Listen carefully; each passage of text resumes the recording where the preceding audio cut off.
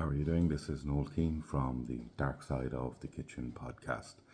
And today's one is the price of passion. Um, so just before I jump into that, I'm going to mention two people that recently got in contact with me who have listened. So this is the first one that will be going on YouTube. The rest can be got on Spotify. So one guy, Al Maynard, I've actually known him for about 10 years. We've never met, never spoken on the phone, never having a pint together, but we followed each other across Instagram and TikTok. Brilliant chef, executive chef at the moment, very talented guy. Recently got in contact with me because of the podcast, and I actually hope to have him on in the not too distant future. Now, the other guy, Anthony O'Connor, is head chef up in Tullamore. Don't know the guy, never spoke to him before recently. Again, he contacted me.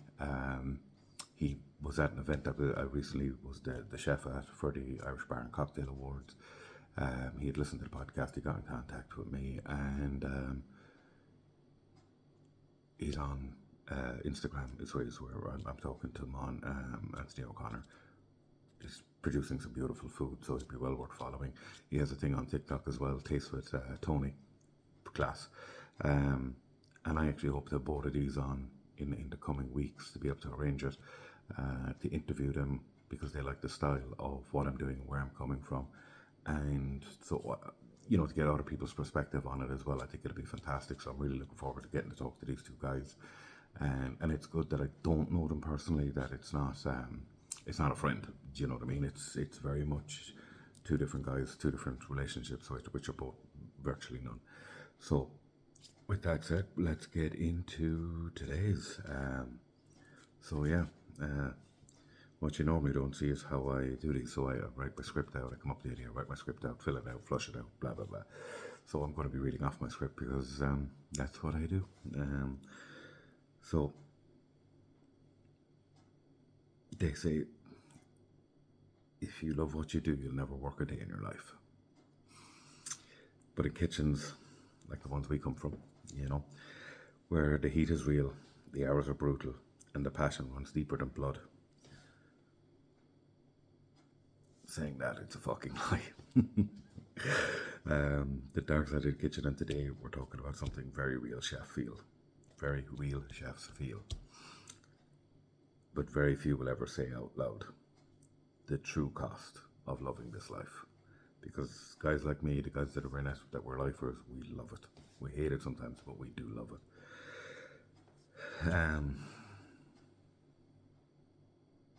The obsession that started it all. There was always a moment, there was always an in, Every chef remembers that moment, the moment, it wasn't just a job, it was something else, and you will always hear chefs like me say, this isn't a job, it's a career. It's a life path, it's not a job. A job is something you do and you go home from 9 to 5.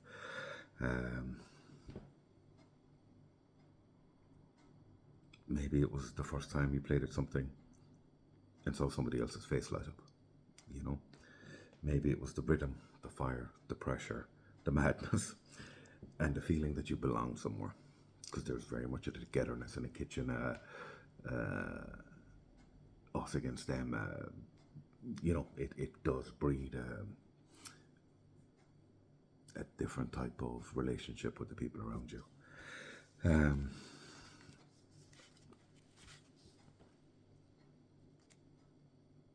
For me, it was the silence, believe it or not.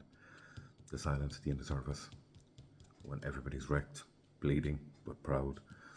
The bone deep exhaustion that feels earned, You're exhausted from a hard day's work, you earned it. That was the hook, And like a lot of us, I chased it hard, still do. But the passion, the real passion, it's not clean, it's messy, it's obsessive. It doesn't politely ask you for your time, it demands everything. Your relationships, your weekends, your body, your sleep. And it gives nothing back unless you take it. And yet, we keep going back. Why? you know.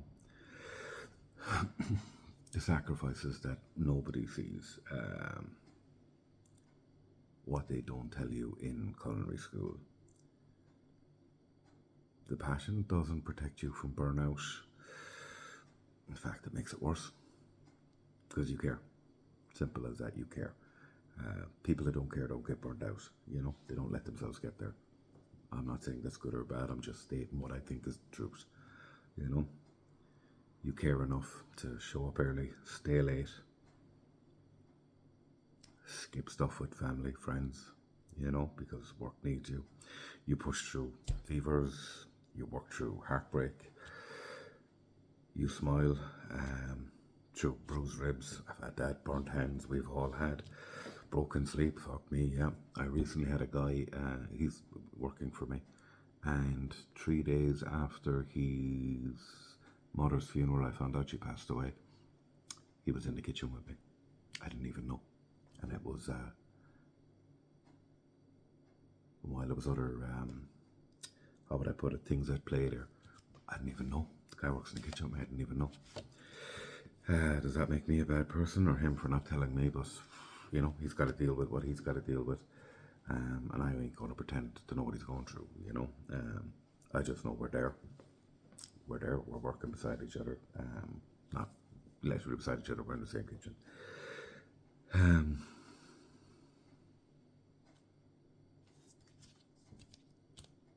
Christmas Eve, I remember I was lucky enough where I work now, we're not open to Christmas Day or Christmas Eve night. But I remember pulling 17-hour shifts on Christmas Eve alongside guys with kids at home, you know, and being there Christmas morning, and their kids are seeing Santa and he ain't seeing them, you know. That's not one guy, that's lots of guys, you know. That's lots of guys and girls, you know. And you tell yourself it's just part of it, you know, so you keep going.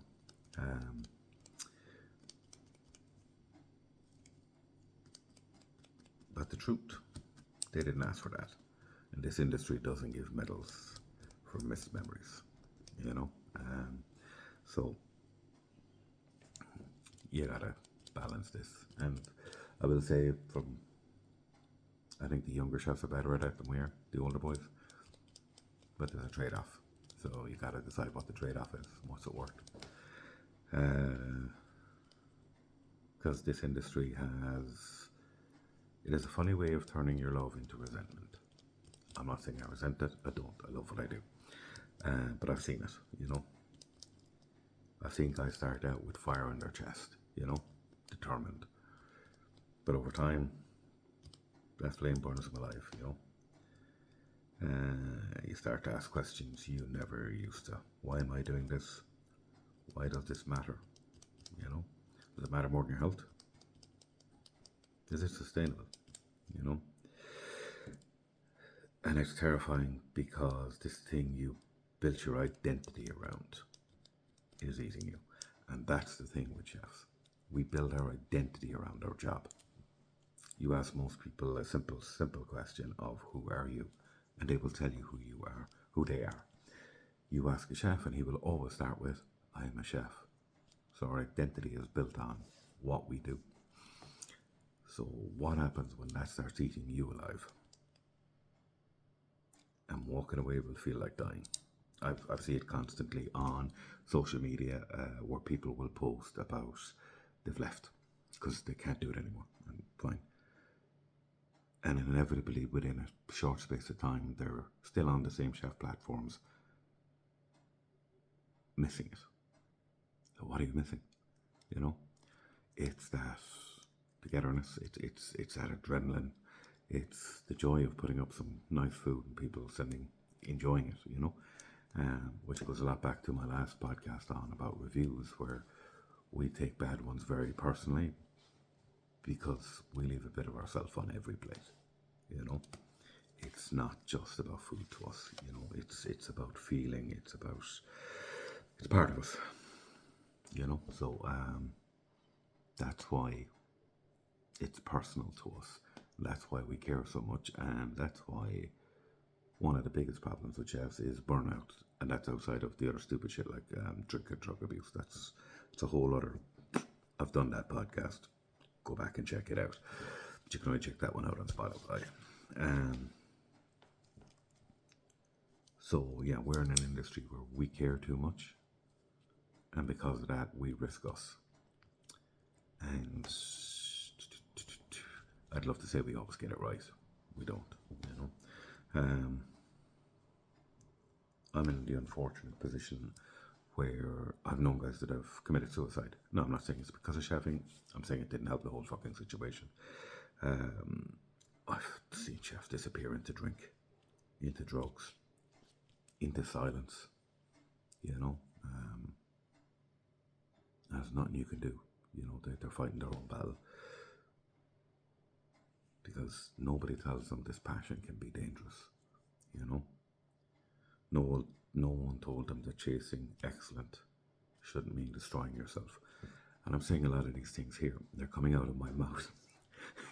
And I could do with listening to myself, and that's the truth, you know, with some of it. Now, thankfully, I've never gone down I do like my drink like any other man, but not not ridiculously. Drugs don't do.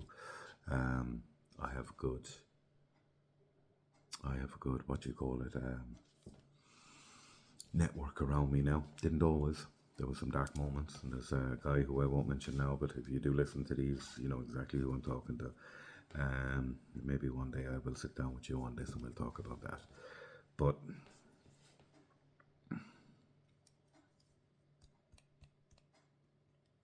there's certain times I love in the kitchen. I love early in the morning. There's nobody around. There's just a hum of the fan, the silence, the coldness of it's basically a steel box. It's all, everybody's seen pictures of kitchens. It's all stainless steel everywhere. It's that coldness in the morning, that silence, just the hum of that fan. I actually really enjoy that. The end of a busy night, and it'll be madness throughout a busy night. Like it's noisy. There's pots, there's pans clicking and clanging, fire of things, fans at full belt. Loads of people are talking at the same time, and it's going on, and then you put out the last docket, and it's been a good night. And there's silence. Believe it or not, there's a lot of people there, and everybody's just quiet. Everybody's finding their own moment, their own, just, you know, after it. And it's fantastic, you know. And I've said this before about food. When you're plating food, there's nothing. It's the perfect Zen moment. There's you, the plate, and the food. No thoughts, no emotions, no nothing. It only lasts seconds, but it's perfect. Silence, zen. You don't hear anything around you. You're just finishing the plate. It's a perfect zen moment. But we do need to be real, you know. The price of the passion is real. And if you don't name it, it'll take everything from you and still leave you hungry. So, how do you reclaim the fire without burning out? Because I've seen chefs leave this industry because they've lost that passion, they've lost that fire. It's not that they're not great chefs. It's that somewhere along the line they lost their way. Some come back, some don't. And it's an industry that I'm in it 33 years now. There's been a shortage of chefs for 33 years, and I'm sure long before my time and long after it will be the same, because it is not a job. It is a career, it is a lifestyle, it is a life path that is not for everybody. And I've said this before, you know, I will meet somebody and they'll go, oh, my boyfriend was a chef, or my friend, or my brother, or my sister, my uncle, my auntie, my dog was a chef. They did 2 years. They weren't a chef, buddy. Unless you've 10 years under your belt, you shouldn't use that word. You have too much to learn. Simple as that. It's a long road. They dabbled in it and got out, you know. So yeah, absolutely. You know, some got out for different reasons. I've covered it before. So, but here's the part nobody talks about. You can love this industry and love what you do and still set boundaries. You can care deeply and still protect your health. You can burn bright and not burn out.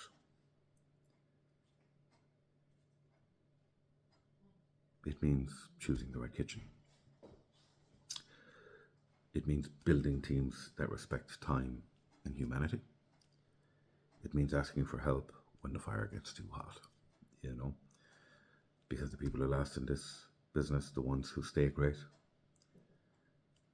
they learn to love it without letting it consume them, you know. So, if you're listening to this and you feel burnout's creeping in, you're not weak. Been there. Recently, I have very good people around me at work, both in the kitchen and out.